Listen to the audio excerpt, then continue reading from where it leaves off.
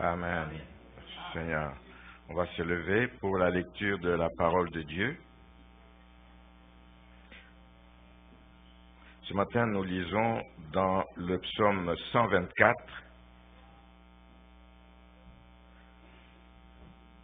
à partir du début, à partir du verset 1er, Cantique des degrés de David.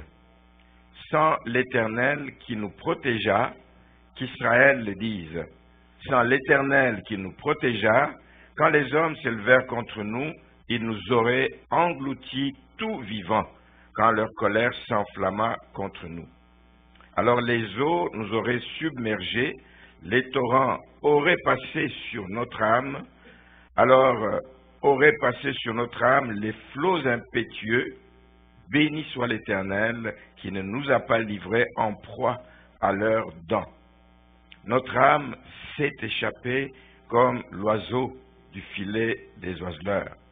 Le filet s'est rompu et nous nous sommes échappés. Notre secours est dans le nom de l'Éternel qui a fait les cieux et la terre. Amen. Notre secours est dans le nom de l'Éternel. Merci Seigneur. Amen. Vous pouvez vous asseoir.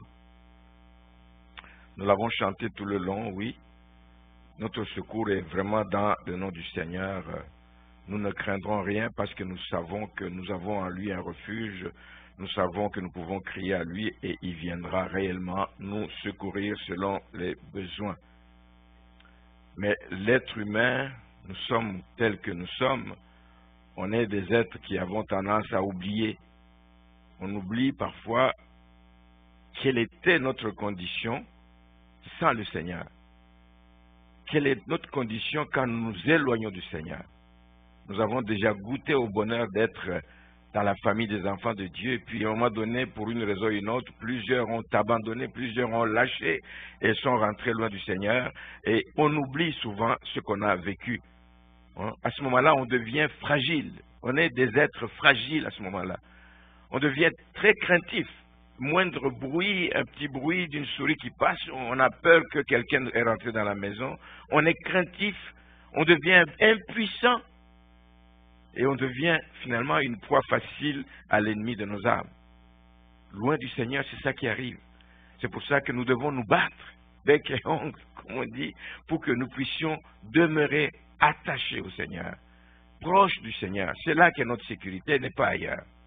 Elle n'est pas ailleurs. C'est même les gens qui ont beaucoup d'argent et qui ont toute la sécurité selon le sens du monde, ils ne sont pas en sécurité. Mais la vraie sécurité, c'est quand nous sommes avec le Seigneur. Et nous, comme enfants de Dieu, nous avons un avantage. C'est d'avoir la parole de Dieu. La parole de Dieu, quand nous la méditons, elle nous rappelle beaucoup de choses. Elle nous rappelle que nous sommes exposés. Tant que nous sommes ici-bas, nous sommes exposés au piège de Satan. On nous parle là du filet des oiseleurs. C'est de ça dont le titre du message. Le filet de l'oiseleur est omniprésent. Il y a tout le temps. Tu tournes à gauche, il y a un filet que l'ennemi te tend. Tu tournes à droite, il y a un filet. Dieu est bon parce qu'on ne tombe pas toujours dans ces filets, et parce qu'il nous garde. Et même si nous y tombons, il arrive des fois que nous tombons dans ces pièges, mais il est capable de nous en sortir. Extraordinaire. Extraordinaire. Donc, nous devons donc veiller. Ce n'est pas parce que nous sommes dans l'église que le filet de l'oiseleur n'est pas là. Il peut venir nous attaquer même dans l'église. On doit le savoir. Donc, nous devons veiller, ne pas être distraits, ne pas nous laisser distraire, parce que si nous sommes distraits, nous allons être surpris, certainement. Et l'ennemi le sait si bien. L'apôtre Pierre avait été prévenu, vous savez, un peu avant que Jésus ne soit accusé, avant que Jésus ne soit condamné, tout ça, il avait été prévenu que le diable le réclamait pour le cribler. Jésus l'a prévenu. Un homme averti en vaut deux, mais il n'a pas fait attention, il a pris l'avertissement à la légère, Pierre, et vous savez ce qui est arrivé. C'est pour ça que je dis, nous devons veiller continuellement. Et justement, Pierre, ayant vécu cette expérience, j'appelle ça de la distraction ou due à la peur, etc. Ayant vécu cette expérience, il a écrit. Je dis, c'est pour ça que la parole est précieuse. Il a écrit en partant de son expérience. Il a écrit aux chrétiens qui étaient dispersés à l'époque et il les invite à être sobres dans 1 Pierre 5,8, être sobres, à veiller car l'adversaire, le diable, rôde. Il rôde comme un lion rugissant, cherchant qui dévorer. Voici la réalité pour nous aujourd'hui. Ce n'était pas seulement à cette époque-là. Aujourd'hui encore, le diable rôde. Il cherche qui il va attraper pour lui faire du mal. Et toutes ces réalités donc, que je viens d'évoquer ici, c'est ce qu'ont vécu les gens d'Israël. Le peuple d'Israël a vécu cette même réalité à un moment donné de sa vie. Ils ont méprisé celui qui les a sortis de la captivité d'Égypte. Dieu les a sortis de main forte et puissante. On ne peut pas oublier la manière dont ils ont été libérés de l'emprise de Pharaon. On ne peut pas oublier, mais ils ont oublié aussitôt qu'ils ont traversé la mer Rouge, chemin faisant, ils ont commencé à se plaindre, ils ont commencé à maugréer, il vaut mieux qu'on revienne en Égypte, etc. On était mieux avec les concombres, on était mieux. Où est-ce qu'on va encore trouver la viande? Mais ils oublient que ce Dieu qui les a sortis des 430 ans d'esclavage, ce Dieu qui les a fait traverser, il a ouvert la mer Rouge, eux ils sont passés et l'armée de Pharaon qui venait derrière a été engloutie, que ce Dieu est capable de leur donner ce dont ils ont besoin. Il ne les a pas sortis pour qu'ils aillent mourir dans le désert. Dieu veillerait sur eux. Dieu allait les garder. On est un peuple oublieux. Ne soyez pas de ces gens oublieux, frères et sœurs. Ce que Dieu vous a fait de bon, retenez-le et dites-vous, je m'accroche à ça parce que je sais que s'il a été capable de faire ça pendant que je vais telle situation, dans telle autre situation, il va pouvoir venir à mon secours aussi. Il est puissant. Il est puissant, notre Dieu. Donc, eux, ils ont oublié, ils ont endurci leur cœur, ils se sont livrés à toutes sortes de pratiques idolâtres, mais ce qui devait arriver, c'est ça. Ils se sont de nouveau retrouvés en captivité, cette fois-ci, en Babylone. Et le livre des Proverbes nous dit ceci, confirme un peu toute cette réalité dans Proverbes 28, 14, il dit « Heureux l'homme qui est continuellement dans la crainte de Dieu. Heureux l'homme qui est continuellement dans la crainte, mais celui qui endurcit son cœur, tombe dans le malheur. Tombe dans le malheur. Ça, c'est une réalité que nous devons avoir continuellement présent à l'esprit. C'est pas parce que, on est arrivé, le Seigneur m'a sorti du trouble. Il y a des gens qui, à un moment donné de leur vie, s'imaginent, oh là là, j'ai vécu des temps difficiles, mais ce que le Seigneur vient de faire dans ma vie, gloire à Dieu, les choses difficiles du passé sont passées, je ne vivrai plus des choses comme ça. Non. Vivez continuellement dans la crainte de Dieu parce que si à un moment donné vous allez vous endurcir votre cœur, vous allez tomber dans le malheur. Et après cette longue captivité d'Israël, ils ont retrouvé la sagesse. Ils ont été en captivité, ils ont été en Égypte, ils ont été en captivité à Babylone. À un moment donné, ils retrouvent la sagesse et c'est là qu'ils sont en train de chanter. C'est un chant, le psaume 124. Ils sont en train de chanter leur reconnaissance à Dieu pour les multiples délivrances que Dieu a opéré en leur faveur par rapport à tous les dangers qui les ont menacés. Et il faut chanter. Nous disons ça autrement. Nous n'allons pas écrire des psaumes nouveaux. On peut, pourquoi pas. Vous pouvez écrire votre psaume de louange à Dieu, de reconnaissance à Dieu. Vous pouvez le faire. Nous disons, compte les bienfaits de Dieu. Quand tu les comptes, tu es en train de chanter les louanges à Dieu en reconnaissant que c'est lui qui l'a fait. Donc, ils se retrouvent donc dans une situation où ils réalisent qu'ils doivent être reconnaissants à Dieu pour les différentes délivrances. Et une des délivrances que le peuple d'Israël a connue, c'est quand ils ont échappé au complot à l'époque d'Esther, le complot de Haman, là, qui voulait condamner. Il a fait faire signer un édit contre les Juifs, qu'on devait tuer tous les Juifs. Mais ils ont échappé à ce complot d'Haman qui visait l'extermination des Juifs. Peut-être à cette occasion qu'ils chantaient ça aussi. Ce psaume montre aussi que la faiblesse des Juifs, malgré leur faiblesse, ils ont survécu. Ils ont survécu, ils ont eu la victoire parce que Dieu ne les a pas livrés en proie à leurs ennemis. C'est ce qu'ils disent au verset 6. Dieu ne nous a pas livrés en proie à nos ennemis. Dieu ne l'a pas fait. Et quand on a fait une telle expérience pour la énième fois, une telle expérience du peuple juif, nous aussi nous pouvons affirmer aujourd'hui, en nous basant sur l'expérience des Juifs, nous pouvons affirmer que nous aussi, nous étions errants avant de connaître le Seigneur. Nous étions errants. Le diable nous aurait engloutis. Le diable nous aurait dévorés si le Seigneur n'avait pas eu compassion de nous, s'il n'était pas venu nous chercher, s'il ne s'était pas révélé à nous, le diable nous aurait engloutis. Mais le Seigneur, Dieu est bon parce qu'il nous a attirés à lui et nous sommes donc loin de tout ça. C'est le Seigneur, nous devons aussi affirmer que c'est le Seigneur et personne d'autre qui est l'auteur de notre délivrance. Ce n'est pas par ta propre force. Tu n'es pas meilleur que l'autre qui continue à traîner dans le monde. C'est la grâce de Dieu qui t'a sorti de ta situation de perdition et qui t'a amené à l'agréable lumière des enfants de Dieu. C'est la grâce de Dieu. Nous devons le reconnaître que c'est lui seul qui est l'auteur de notre délivrance chaque fois que les diables continuent à nous tendre des pièges.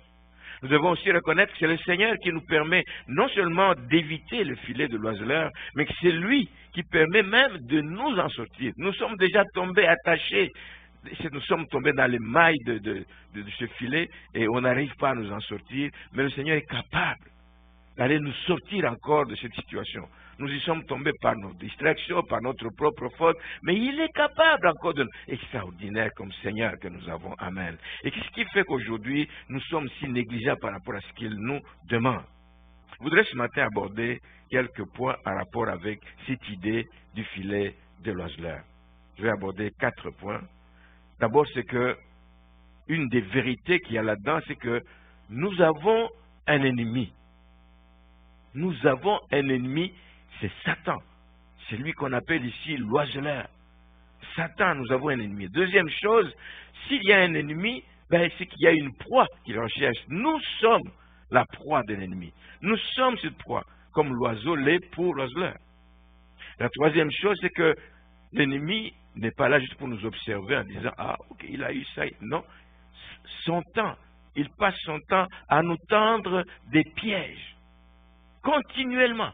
Tu échappes ici, il y a un autre piège qui t'attend à droite ou à gauche. Il veut nous attraper, il veut nous faire du mal, il veut nous empêcher d'aller de l'avant. Il nous tend des filets continuellement pour que nous puissions tomber dans ces pièges. Et la dernière chose, c'est que, heureusement, nous avons un secours, mais un secours sûr. Un secours qui ne manque pas. Et ce secours, il est dans le nom de celui qui a créé les cieux et la terre. Il est tout puissant. Il n'y a rien qui puisse donc lui être impossible. 4 points que nous allons voir. Nous allons parler de cet ennemi, pas pour le glorifier, pas pour dire combien il est grand seulement, non. Nous allons voir aussi ses tactiques et autres, comment il procède. Donc, nous allons parler de l'ennemi, qu'est-ce qu'il est? C'est Satan. Ce n'est pas un homme qui t'a fait du mal. Non, derrière cet homme, c'est Satan. C'est le diable qui travaille. Nous savons, la Bible nous dit qu'il a été précipité sur la terre, ce diable. Il a été précipité sur la terre, mais animé d'une grande colère. Parce qu'il sait que sa fin est proche. Il lui reste très peu de temps. Et quelqu'un qui sait qu'il a très peu de temps pour accomplir ses desseins, il va travailler. Il va travailler. Nous, ici, nous nous croyons éternels sur terre. Pourtant, le Seigneur nous dit, travaillez, c'est le temps de la moisson. Le Seigneur nous dit, il y a des âmes qui se meurent, etc. Et bientôt, Christ revient bientôt, etc. Travaillez, c'est le temps de travailler. Mais nous trouvons encore le temps de dire, non, Seigneur, c'est mon temps de repos. J'ai déjà travaillé dur pendant 1 année, pendant 2 ans, maintenant je me repose un peu. Non. C'est le temps de travailler parce que si nous ne travaillons pas, l'ennemi, lui, n'arrête pas. Et il continue à faire des dégâts autour de nous, dans nos familles, dans notre quartier, chez nos voisins, etc. Donc, nos collègues de service, nous devons travailler. L'ennemi est descendu avec une colère, une grande colère. Il a très peu de temps avant d'être lié et jeté dans les temps de feu. Il agit comme un prédateur dangereux. C'est comme ça qu'il agit. C'est comme un animal insatiable.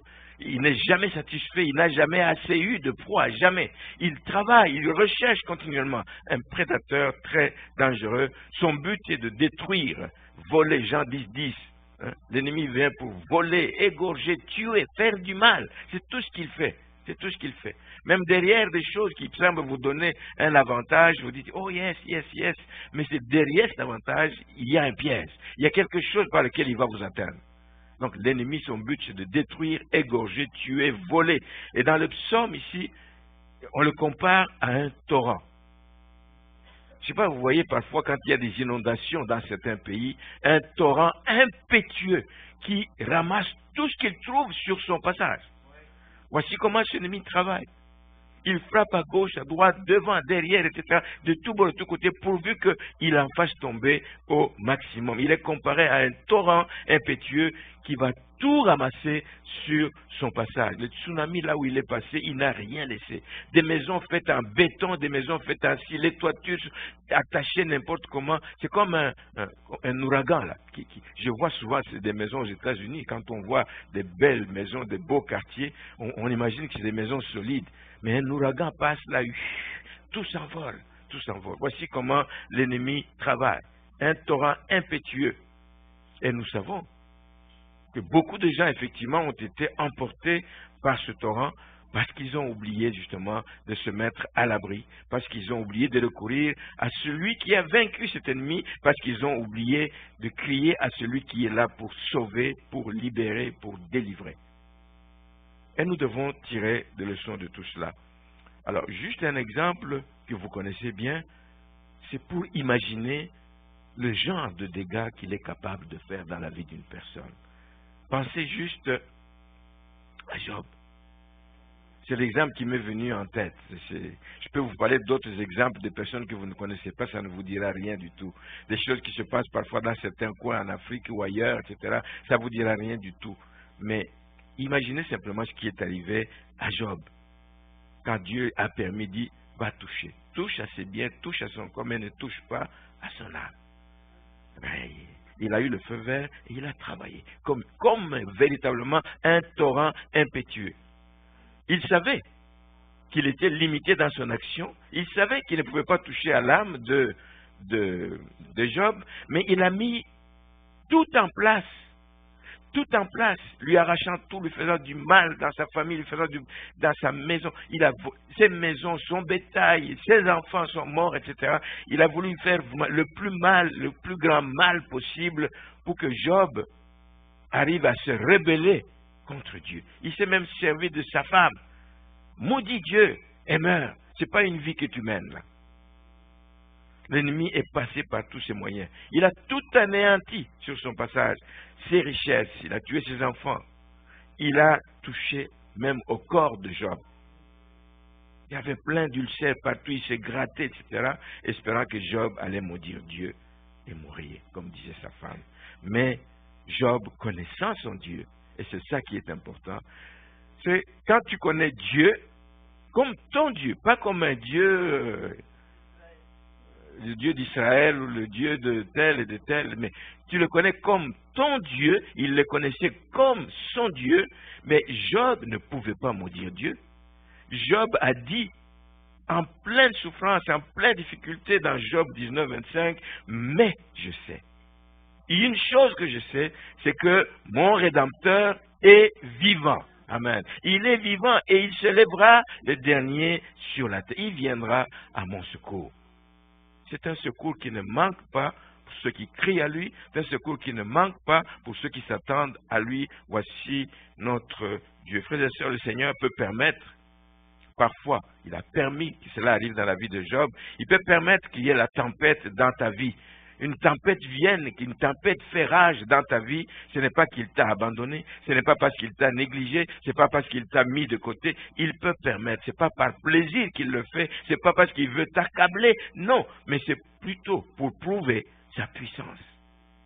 Il faut que le monde, il faut que l'ennemi aussi sache combien Dieu est puissant. C'est pour lui montrer à la face du monde que rien ne lui est impossible.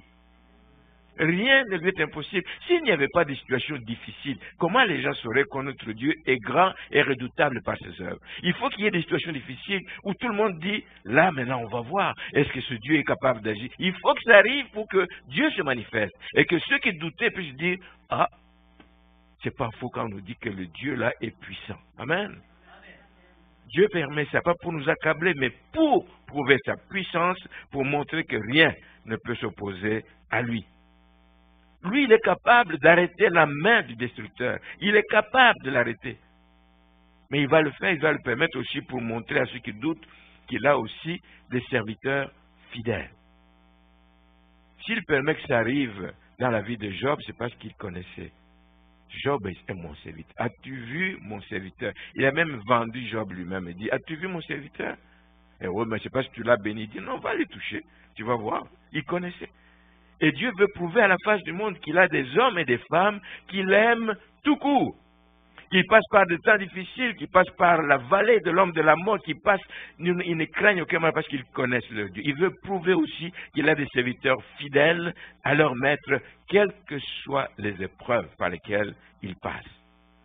Et je voudrais que nous soyons dans cette église comme ça, pour que le monde qui nous observe sache et dit, lui connaît Dieu. Lui croit en son Dieu. Lui, il a véritablement cru en un Dieu et son Dieu est puissant parce qu'il nous le prouve. Amen. Premier point, voici l'ennemi, comment il travaille. Il vient pour ravager. Il vient pour ravager. Ce n'est pas parce que Dieu nous a oubliés que cela arrive, mais parce que Dieu a un but à travers tout cela. Est-ce que vous connaissez la suite de Job? Il a été béni plus qu'avant. Il a eu les plus belles filles qu'il ait jamais eues à cette époque-là. Il a eu tout ce qu'il fallait par la suite, mais ça a permis à prouver autour de lui combien Dieu est grand et redoutable. Alors, nous venons de parler de l'oiseleur, donc cet ennemi, mais la proie, c'est nous. Quand on va à la chasse, tu ne vas pas à la chasse n'importe comment. Si tu vas aller chasser des buffles, tu n'y vas pas avec des cailloux. Et si tu vas aller chasser un oiseau, tu ne vas pas avec un canon. Il faut adapter ces filets en fonction de la proie. Et nous sommes la proie de l'ennemi. Et lui n'agit pas par hasard. Il va lancer des flèches vers telle personne parce qu'il connaît sa faiblesse dans ce domaine-là. Chez un autre, il va y travailler par un autre moyen, par un autre canal, etc. Il connaît la proie. Parce que si tu y vas n'importe comment, tu vas connaître des surprises.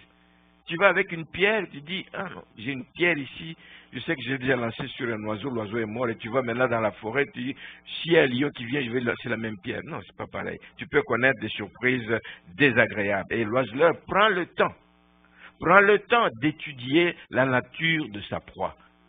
Vous savez que des fois, nous ne nous connaissons pas nous-mêmes, mais l'ennemi nous connaît mieux que nous nous connaissons nous-mêmes. Il connaît nos forces, il connaît nos faiblesses, il connaît nos habitudes, il sait ce que nous avons comme passion, il sait ce que nous aimons le plus, il sait par où il peut nous atteindre facilement. Et il va s'organiser en conséquence. Il ne va pas venir par hasard.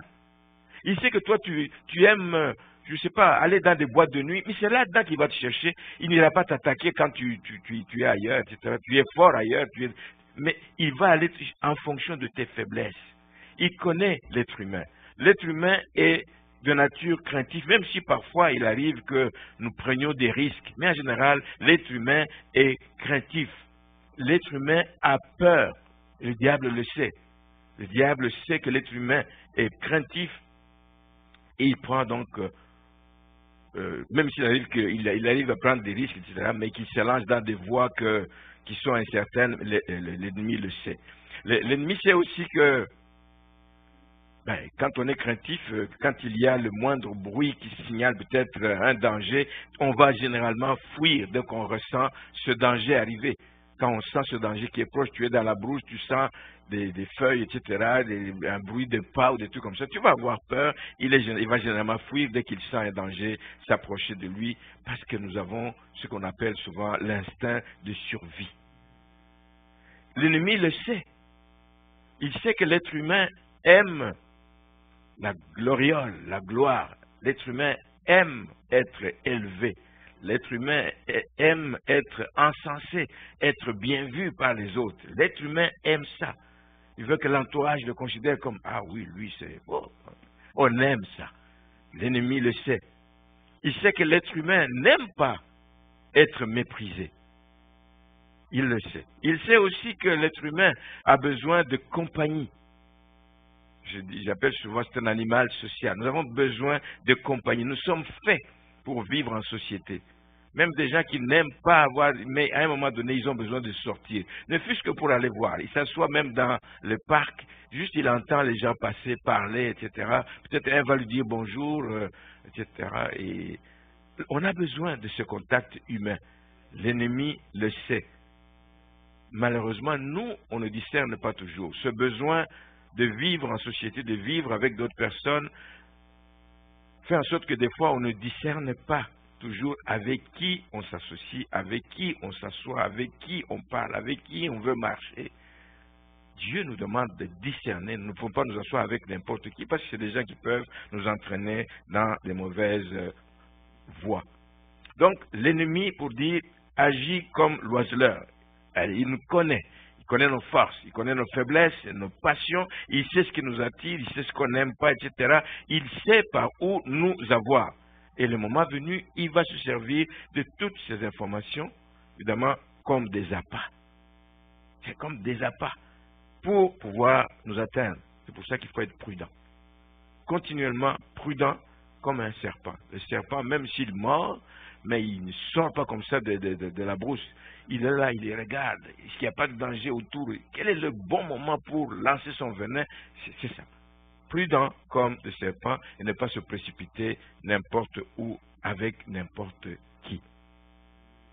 Nous sommes une proie, donc pour l'ennemi, il faut le savoir et donc être attentif au pas que nous posons.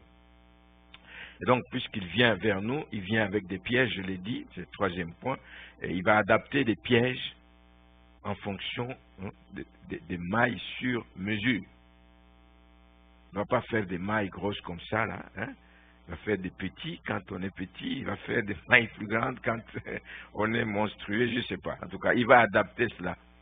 Un oiseau, comme je dis, nous, quand on était petit, on lançait des... avec... comment on appelle ça? Bon, en tout cas, c'est ça. Oui, il y a un terme, là, un tir-roche, voilà. Avec un tir-roche, on chassait les oiseaux comme ça avec un tir-roche. Parce qu'on avait comme but de la battre. De la battre. C'était pas pour que l'oiseau vienne à côté de nous s'amuser, non. À l'époque, c'était pour abattre l'oiseau. Il tombe et puis ceux qui savent frire tout ça, ils savaient comment aller ramasser. 3, 4, 5, aller frire ça pour le manger. Mais on peut aussi chercher à attraper un oiseau parce qu'on veut l'avoir comme oiseau de compagnie. Ici en Occident, c'est ça. Hein? Dans toutes les maisons, on veut avoir un animal de compagnie, c'est un oiseau de compagnie. On ne veut pas surtout qu'il soit blessé. On va veiller à utiliser un autre moyen pour l'attraper. Et le moyen utilisé pour la chasse va dépendre de l'usage qu'on veut faire de sa proie. Même chose pour l'ennemi. Même chose pour l'ennemi. L'ennemi va se servir aussi des moyens. Et parmi les moyens que l'ennemi va utiliser, lorsqu'il vient à nous par des attaques directes, toucher ton corps, toucher ta vie, toucher ta famille, c'est des coups durs parce qu'il veut t'anéantir. Parce qu'il réalise que tu es véritablement un danger, tu es un frein pour lui dans la mission qu'il a à faire. Dans la région où tu es un frein parce que toi tu pries pour des gens, tu fais du bien aux gens, tu parles de Jésus aux gens, etc. Il dit, cet homme-là m'empêche d'agir dans la région, cette femme-là est un frein pour moi, lui veut t'abattre. Il va venir avec des moyens forts pour t'abattre. Quand tu t'opposes avec fermeté, quand tu arrives à drainer des gens qui sortent des voies de l'ennemi pour aller vers le Seigneur, mais il va agir avec des coups durs. Il est prêt même à provoquer une persécution. Il va persécuter les chrétiens en général à cause d'une personne pour qu'on veut que cette personne sorte du chemin, etc. Il va déclencher une persécution qui ne se cache pas. Aujourd'hui, il peut se servir même des autorités. Vous savez, les autorités, ils sont bien placés pour persécuter les chrétiens. Vous savez, dernièrement, on a entendu à l'église de ce qui s'est passé en Algérie, je crois, où on a fermé des églises qui avaient pignon sur rue, qui avaient toutes les autorisations pour exercer, pour fonctionner. L'ennemi a frappé fort là-dedans et puis on est venu arrêter les gens, on les sortait de force et tout et tout. Les pasteurs de ces églises ont été arrêtés, traduits en justice, condamnés, etc. Mais ils ont interjeté appel, évidemment, mais c'est les autorités qui font tout ça parce que l'ennemi passe pour les décourager les chrétiens, décourager les églises et empêcher les églises de fonctionner. Donc c'est arrivé en Algérie, c'est pas encore arrivé au Québec. Qui sait si demain ça ne va pas arriver? Il y a tellement de moyens de persécuter les églises, ce n'est pas juste en mettant les gens en prison, mais il y a tellement de moyens. Et ces pasteurs qui ont été arrêtés ont été condamnés avec sursis. On dit, ok, on ne vous met pas en prison finalement, mais vous savez que aussitôt que vous reprenez votre travail, vous réunissez les gens dans les églises, mais les autres disent, mais regardez, nous avons les papiers, les autorisations officielles de fonctionner, etc. Ça fait des années que nous fonctionnons. Nous ne sommes pas une nouvelle église, non, non, pas du tout. Si vous continuez, ben, il y a des dangers que vous rentriez de nouveau en prison. Mais ils continuent leur combat dans la prière, mais aussi en utilisant les moyens de justice. Ils sont allés en appel et on continue à prier pour que le Seigneur puisse les exaucer. Comme l'apôtre Paul ici, il a eu des barrières aussi. Hein. Le Seigneur l'avait choisi, je l'ai choisi, c'est un instrument qui va être précieux entre mes mains. Il portera mon nom devant les rois, les autorités, il portera mon nom au loin. Mais il a été combattu, il a été découragé, etc. Souvenez-vous les émeutes qu'il y a eu à Éphèse, etc. Pour le décourager, etc. Parce qu'il empêchait à ces gens de faire le commerce sur des statuettes d'une déesse, etc. Ils ont fait une émeute dans la ville, etc. On a dû le sauver vite, vite. Mais par la suite, partout où il est passé, il s'est défendu devant les autorités, même s'il est arrivé qu'on le jette des fois en prison. L'ennemi donc va venir avec des attaques directes. L'ennemi va aussi exploiter les passions, je l'ai dit tout à l'heure, les penchants de l'homme. Qu'est-ce que l'homme aime pour l'éloigner des voies de Dieu? Il va venir comme ça, pour finalement t'entraîner dans le péché. Hein, c'est banal, mais etc. Mais il va se cacher derrière les divertissements. Ça, on aime. Surtout dans cette période ici, l'été arrive, là c'est partout, il y a des divertissements, on veut sortir, on veut faire toutes sortes de choses, des spectacles, des émissions télévisées qu'il va utiliser pour atteindre celui qui n'aime pas la vie de consécration. Si tu ne veux pas mener une vie de consécration, l'ennemi viendra te chercher par le biais de ces divertissements. Est-ce que c'est mauvais de se divertir? Non. On a besoin d'apprendre un temps pour soi, pour se divertir, mais il faut se divertir de manière saine. Pas dans des choses qui risquent de vous entraîner finalement au péché. Vous ne le voyez pas venir tout de suite, mais à terme, vous risquez de tomber. Vous êtes déjà dans le péché. Il y a quelqu'un, un homme politique français, qui a dit, il y a quelques années, dit, nos sociétés aujourd'hui, et c'est tellement vrai, sont de plus en plus fondées sur l'éphémère. On veut tout de suite, l'instantané. Ils sont formés, ils sont de plus en plus fondés sur l'éphémère, privilégiant le court terme et l'immédiat, les plaisirs de la chair, etc., et laissant l'homme dans le vide total. Le vide total à la seule question qui le concerne. La seule question qui devrait concerner tout le monde, c'est qu'est-ce qui arrive après ma mort? Tout à l'heure, Fianchard disait, nous savons où nous allons. Mais la plupart des gens ne s'en soucient même pas, ne prennent même pas le temps de se poser la question, après ici, je vais où? Je deviens quoi? Tu n'as pas le temps de penser à ça. La société ne te laisse même pas le temps de penser à ça. C'est distraction. On t'offre ceci, tu vas aller en tournée, tu vas faire ceci, tu vas faire cela. Nous sommes privilégiés, nous qui le savons. Et l'ennemi exploitera donc cette faille à fond. Il va l'exploiter à fond parce que les choses spirituelles ont de moins en moins de place, ont de moins en moins de priorité. Et regardez tout ce qui se passe dans les églises. Tout ce qui se passe dans les églises. Les gens n'ont plus le goût d'aller à l'église. Les gens n'ont plus le goût d'aller à l'église. Je n'ai pas le goût. Mais je vais regarder ça sur Internet. Non, l'église, c'est pas fait pour l'Internet.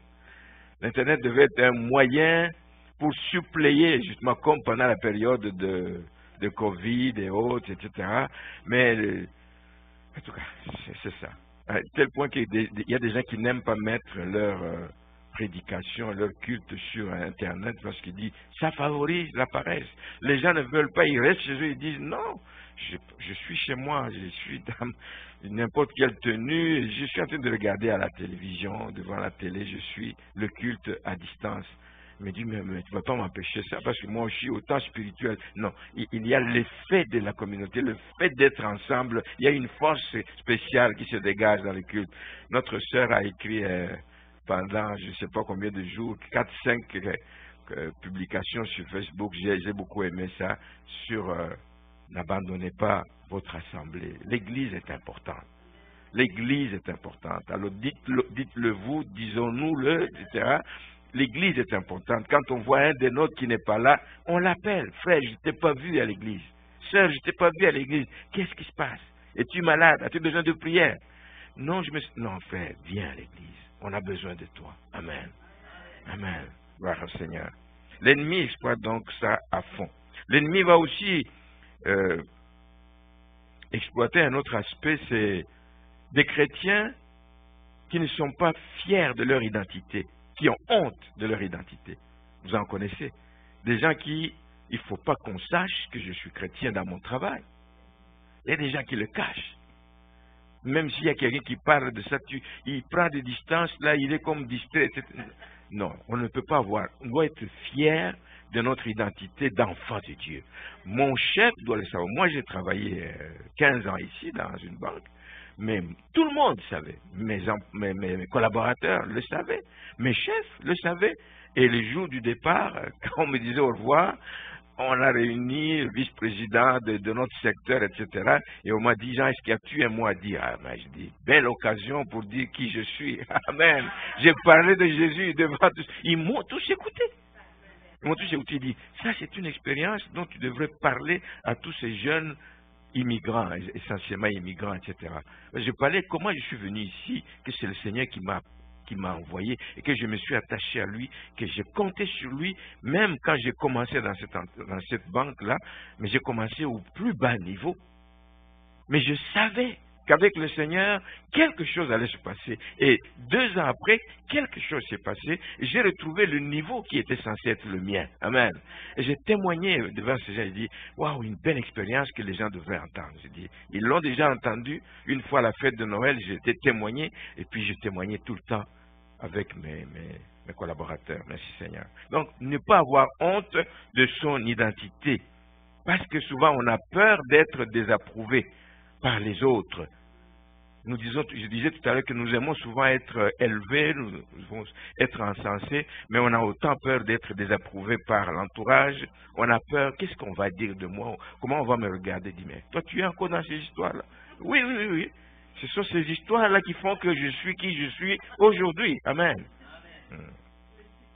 L'ennemi donc va mettre des gens comme ça qui ne veulent pas donc manifester leur identité dans une position où ils sont même prêts à trahir leurs convictions.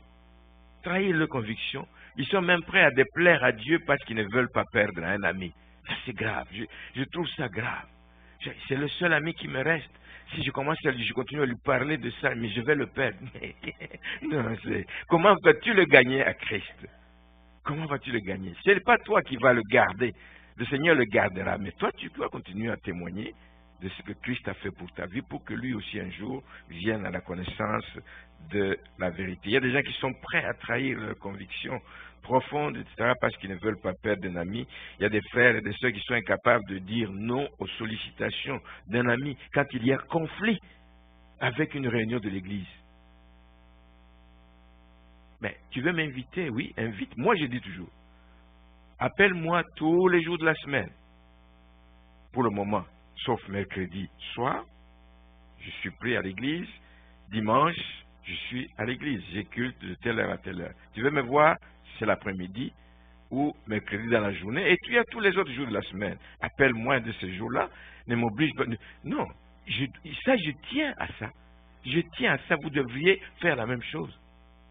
Et j'ai déjà dit ici une fois que les parents chrétiens joueraient un rôle important s'ils étaient tous d'accord. C'est difficile de mettre tout le monde d'accord, évidemment. Ils étaient tous d'accord pour dire, j'inscris mon enfant dans telle activité, mais pourvu que ce ne soit pas dimanche matin. Parce que dimanche matin, la famille, nous allons à l'église. Si plusieurs parents disent ça, ils vont adapter leur horaire pour mettre ça l'après-midi ou mettre ça samedi. Amen. Alors le message est lancé, amen. Commencez chacun dans son domaine. N'ayez pas honte. N'ayez pas honte de témoigner de votre foi, de votre identité. N'ayez surtout pas honte. Ne soyez pas privés d'une réunion d'église pour un rendez-vous qui n'a même pas vraiment d'importance parce que ça fait longtemps que je ne l'ai pas vu et puis il m'a dit que c'est seulement dimanche matin. J'ai dit, mon frère, mon ami, je suis désolé, mais je suis pris. C'est tellement important pour moi, je suis pris. Amen. N'ayez pas peur d'être traité de religieux. vous savez que vous n'êtes pas religieux, vous êtes enfant de Dieu, vous êtes chrétien. Ils vont vous coller l'étiquette de religieux. Ça fait peur à beaucoup de gens. Tu me traites de religieux, ça c'est un gars. Mais moi, je sais qui je suis. Amen. Et c'est ce qui compte pour moi. Amen. L'ennemi connaît aussi les gens qui ont le goût prononcé à l'enrichissement. Ah oui, l'ennemi les connaît aussi. On veut gagner vite. Nous sommes dans un siècle de vitesse. Multiplier pour s'enrichir très vite. Et il va faire miroiter toutes sortes de choses, toutes sortes de moyens pour accroître vos avoirs. Et parfois, malheureusement, par des procédés qui sont malhonnêtes. Mais toujours des choses qui vous font rêver. Vous voyez tout ça en grand. Dites, waouh, dans 6 mois, je peux devenir. Ah oui, et vous êtes intéressé. Il y a un jeune frère, je crois que j'en ai déjà parlé, ici à certaines personnes, qui voulait se lancer dans une activité, un frère chrétien engagé, etc., une activité où les gens arrivaient à faire fortune très rapidement. Très, très rapidement. Mais il savait aussi, et nous savions aussi, qu'il y a d'autres personnes qui se sont ruinées avec ça. Ce n'était pas quelque chose qui était caché, c'était connu. Et lui avait 2 voitures qui faisaient taxi. Il a décidé, écoutez-moi, il a décidé de vendre ces 2 voitures taxi pour aller investir cet argent dans cette activité-là. Nous lui avons dit, ne fais pas ça. Ah non, moi le diable ne touchera pas à ce qui m'appartient, moi je suis enfant de Dieu. Ok. Lui, il s'est entêté, il a continué, il a vendu, il est allé placer ça, et puis il a attendu la première semaine qu'il y ait des retombées 0. Deuxième semaine, 0, et puis après, tu ne peux même plus réclamer parce que c'est la faillite, tout le monde qui avait mis son argent dedans.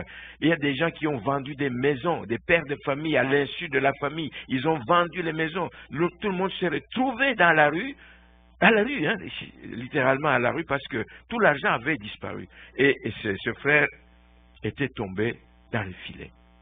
Était tombé dans le filet de l'ennemi. Donc, il faut le savoir que l'ennemi est rusé. Il va utiliser toutes sortes de moyens et sachez qu'il y a donc des choses qui ne réussissent pas aux enfants de Dieu. Nous sommes des gens mis à part. Mis à part, frères et sœurs, nous ne pouvons pas agir, nous ne pouvons pas vivre comme tout le monde. Nous ne pouvons pas. Il y a des choses qui nous sont permises, des choses qui ne nous sont pas permises. Mais nous voulons y aller de notre tête, dire, mais oui, mais lui, il a réussi là-dedans. Moi aussi, je vais y aller. Mais toi, tu es enfant de Dieu. Amen. Tu es enfant de Dieu. Il y a des choses qui ne réussiront jamais à un enfant de Dieu, là où les païens peuvent réussir. Et c'est comme ça. Parce que Dieu veut te préserver de quelque chose que tu ne vois pas tout de suite. S'il te laisse aller là-dedans, tu sais que tu vas t'effondrer, tu vas t'enfoncer et tu vas l'abandonner. Et Dieu ne veut pas ça pour toi. Alors, c'est des choses qui arrivent parce que ce frère dont je parle, la conséquence dans sa vie, ça a été quoi? C'est qu'il a perdu son argent, son capital, perdu. 2 voitures dans la fumée, comme ça, disparu. Il a perdu sa santé. Il maigrissait à vue d'œil. Vous voyez comment il maigrissait. Aucun habit ne lui allait. Il maigrissait à vue d'œil. Et évidemment, comme vous pouvez vous y attendre, le zèle pour les choses de Dieu, il est rentré dans le monde. Dégoûté, tout et tout. Mais dégoûté parce que tu n'as pas voulu. Rentrer dans la boisson, etc. L'ennemi avait réussi son coup. Il connaissait son point faible. Il l'a fait comme appât, il dit voici quelque chose qui va te rapporter beaucoup d'argent, mais c'était une façon de l'avoir et il l'a eu complètement. Il a abandonné les voies de Dieu. Enfin, l'ennemi connaît aussi la peur que nous avons de manquer. Et ça, c'est grave. J'assiste, je vois, j'entends des enfants de Dieu, je dis sans raison, qui ont tout le temps peur de manquer. On ne va pas arriver, on ne va pas. Je dis, mais attendez, avez-vous foi en Dieu? Vous travaillez encore. Dieu est capable de faire un miracle dans votre vie. L'ennemi, il est spécialisé pour grossir les choses. Aujourd'hui, on parle tellement de l'inflation, etc. L'inflation, vous savez pas. Alors, c'est la panique chez certaines personnes et tout. Dernièrement, je reçois la visite d'un jeune homme qui était locataire chez nous. Il est venu chercher un courrier qui était arrivé. Et puis il me dit, mais est-ce que vous savez ce qui se passe avec l'inflation, avec la guerre en Ukraine et tout. Faites des provisions. Hein. Faites des provisions. Et même il nous dit, déménagez. Déménagez à Saint-Lin, parce qu'à Saint-Lin, il y a des terrains, vous pourrez faire des champs quand il n'y aura plus rien à manger. Déménager à Saint-Lin. Oui. Il dit, moi, ce que j'ai fait, j'ai acheté beaucoup de sacs. J'ai acheté des sacs de riz, j'ai mis ça dans des contenants à vide, ou je ne sais pas comment il fait ça, pour les conserver, là. Il enlève l'air dedans. Il dit, acheter des cannes, acheter des... Et il nous parle pendant quasiment 1 heure. Il ne voulait pas partir. Pendant 1 heure, moi, je dis, mais moi, mais ils ne se souviennent même pas de l'expérience de l'an 2000, le bug de l'an 2000. Les gens ont fait toutes sortes de choses, de provisions. Il n'y a rien qui s'est passé. La peur de manquer, la peur qu'il y a coupure dans les entreprises. Ben, ce n'est pas la seule entreprise qui existe au Québec. Si tu as fini ici, tu trouveras, par la grâce de Dieu, tu trouveras un autre emploi ailleurs. La peur de manquer fait trembler, etc. Et il y a un frère qui m'a même avoué une fois ici, il dit, quand j'ai vu arriver tout ça, j'ai dit, ah non, je vais couper dans mes dépenses. Et la première chose qui était sur la liste à couper, c'était la dîme. Erreur grave. Dieu merci qu'il en a parlé après s'être ressaisi. Et il ne l'a pas fait, heureusement. Il ne l'a pas fait, il a continué à donner sa dîme, payer sa dîme, et tout va bien jusqu'à ce jour. Quels que soient les dangers qu'il y a, ils ne sont pas insurmontables, frères et sœurs. Nous l'avons chanté, nous sommes plus que vainqueurs parce que Christ lui-même a vaincu l'ennemi. Alléluia. Et c'est mon dernier point, justement. Nous avons un secours assuré. Nous avons un secours assuré. Il n'y a pas une situation pour laquelle nous pouvons dire, ça je ne peux pas aller crier à Dieu, je ne peux pas présenter ça à Dieu. Il n'y en a pas. Il n'y en a pas. Même si ça paraît impossible aux yeux humains, j'irai vers mon Père, j'irai vers celui qui peut tout, j'irai vers celui qui est créateur de toutes choses. Avec un mot de sa part, la chose peut arriver dans ma vie et le miracle peut se produire dans ma vie. Je le crois et je m'attache à lui. Et ça fait vivre. Ça fait vivre. Ça vous garde fort. Vous ne tremblez pas parce que vous savez que vous avez un secours assuré. Et lui, auprès de qui vous recourez, il a des provisions. Il a des provisions en abondance. Merci Seigneur. Si nous décidons de dépendre de Dieu, si nous décidons de lui obéir, si nous décidons de ne pas nous laisser guider par autre chose que par son Saint-Esprit, laissez le Saint-Esprit vous diriger, laissez le Saint-Esprit vous conseiller, vous instruire. C'est le temps de faire ça, c'est le temps de quitter cette voie et d'aller dans une autre direction. Laissez le Saint-Esprit vous conseiller, il vous instruira, il vous montrera le chemin à suivre. Parce que lui voit au-delà de ce que toi tu vois avec tes yeux physiques. Il voit au-delà. Il voit au-delà. Il connaît l'avenir. Rien ne lui échappe. Alors faites-lui simplement confiance. Mais en plus, comme je dis, notre Dieu dispose de toutes les ressources. Et la Bible nous montre que seul Dieu peut nous accorder la délivrance dans certaines situations. Seul Dieu. Plein de témoignages dans la Bible. Prenez le cas de Daniel, quand il a été jeté dans la fosse aux lions. Les lions étaient devenus ses amis. Tu croirais qu'il était un dresseur de lions. Quand ils l'ont vu, dire, ah, c'est Daniel, viens-t'en, etc. C'était ses amis, c'était ses amis. Dieu peut le faire. Il est sorti indemne. Ses amis, là, qu'on a jetés dans la fournaise ardente, même chose. Le feu a tué plutôt ceux qui les ont jetés dans la fournaise. Mais eux, ils se promenaient là-bas. Le roi se lève le matin et dit, hein, qu'est-ce que je vois là? Mais non seulement ils étaient 3, mais ils sont 4. Ah, le Seigneur est avec nous, même dans le feu. Même dans le feu. Merci Seigneur. Pierre, qu'on a mis dans la prison, cette prison que j'appelle, comme ici au Canada, une prison à sécurité maximale. Il y a des portes et des portes qu'il faut franchir, difficiles à franchir en temps normal. Mais il est sorti de là. Un ange est venu et puis il l'a sorti. Dieu capable des choses comme ça. Peut-être qu'on se dit, mais non, pasteur, ça c'était à l'époque de Pierre et des... Dieu fait des choses extraordinaires encore aujourd'hui. Si seulement nous pouvions avoir tous les témoignages de ce qui se passe un peu partout à travers le monde. Même si vous regardez dans votre propre vie, si nous voulons seulement des grandes choses. Il faut voir la main de Dieu dans tout ce qui nous arrive. Il faut voir la main de Dieu. Merci Seigneur parce que tu m'as sorti du trouble. Tu viens de me permettre d'échapper à un accident grave. Ça vient de se passer sous mes yeux. Ça aurait pu être moi. Merci Seigneur. Il faut voir la main de Dieu dans toutes ces choses-là. Et bénir et glorifier le Seigneur. Seigneur. Je termine en lisant un texte du livre d'Ecclésiaste au chapitre 9, au verset 12, qui dit « L'homme ne connaît pas non plus son heure. » C'est ce que disait Fiancia. L'homme ne connaît pas non plus son heure, pareil aux poissons qui sont pris au filet fatal. Quand le poisson est tenté de nager dans l'eau, là, c'est la joie, mais il ne sait pas à quel moment le filet va l'attraper. Pareil aux oiseaux qui sont pris au piège. Comme eux, comme les poissons, comme les oiseaux, les fils de l'homme sont enlacés au temps du malheur lorsqu'ils tombent sur eux tout à coup. Tout à coup. Autant Dieu agit tout à coup, autant l'ennemi va te surprendre aussi tout à coup. Tu ne sais pas quand ça va arriver. C'est donc très très clair, frères et sœurs, que les filets de l'ennemi sont omniprésents. Omniprésents. Les filets sont omniprésents tout au long de notre vie, mais ils ne sont pas toujours apparents. Tu ne les vois pas. Des fois, tu passes à travers, etc. C'est pour ça qu'on les appelle pièges. Sinon, les filets, ce n'est pas nécessairement un piège, etc. Mais on les appelle pièges parce que tu peux te faire attraper là-dedans. Et ils sont tout le temps là. Mais c'est pour ça que chacun doit veiller. Chacun doit être prudent.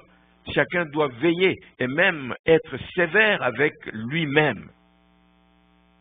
Nous devons nous discipliner, être sévères avec nous-mêmes. Paul le dit aux Corinthiens, dans 1 Corinthiens 10, « Ainsi donc que celui qui se croit être debout, prenne garde de tomber. » Ça peut arriver à tout moment. Prenez garde de tomber parce que vous croyez, moi je suis au Seigneur depuis longtemps.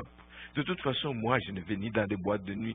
L'ennemi te connaît tes faiblesses, il va t'attraper à travers tes faiblesses si tu ne veilles pas, si tu n'es pas sobre, si tu n'es pas attentif. Donc, faites attention. Et le verset 8 du premier texte que nous avons lu du psaume 124 nous dit que notre secours est dans le nom de l'Éternel qui a fait les cieux et la terre. Ça doit être ça, ce qui nous tient. À tout moment, quand les dangers arrivent, je me réfugie auprès du Seigneur. C'est mon secours et c'est ma force. Le Seigneur est tout puissant pour délivrer. Même s'il nous est arrivé de tomber dans les filets de l'oiseleur, le Seigneur est tout puissant pour nous délivrer lorsque nous crions à lui. Il a promis d'être avec nous jusqu'à la fin des temps. Il a promis de ne pas nous délaisser. Je ne délaisserai aucun qui me cherchera, je n'abandonnerai pas ceux qui sont à moi. Le Seigneur l'a dit et il est fidèle à ses promesses. Que ceci vous tienne, que ceci vous tienne, que ceci vous tienne, mon frère et ma soeur. Et je voudrais juste vous laisser avec cette question. En tant qu'élu de Dieu, est-ce que vous y croyez? Est-ce que vous croyez que les pièges sont là, mais est-ce que vous croyez que nous avons un secours? Si vous le croyez, vous n'allez pas trembler. Vous allez marcher tête haute parce que même si vous arrivez d'être pris par mégarde dans ces pièges-là, vous criez à lui, il vous délivre du filet de l'oiseleur. Que le Seigneur vous bénisse. Le Seigneur vous aide à comprendre particulièrement dans ces temps ici que l'ennemi vraiment fait rage, l'ennemi attaque, donne des coups de tout bord, de tous côtés. Nous devons être vigilants, nous devons chercher à mener une vie des gens mis à part, des gens sanctifiés qui se consacrent à ce que Dieu attend de nous et nous allons voir sa gloire. Amen.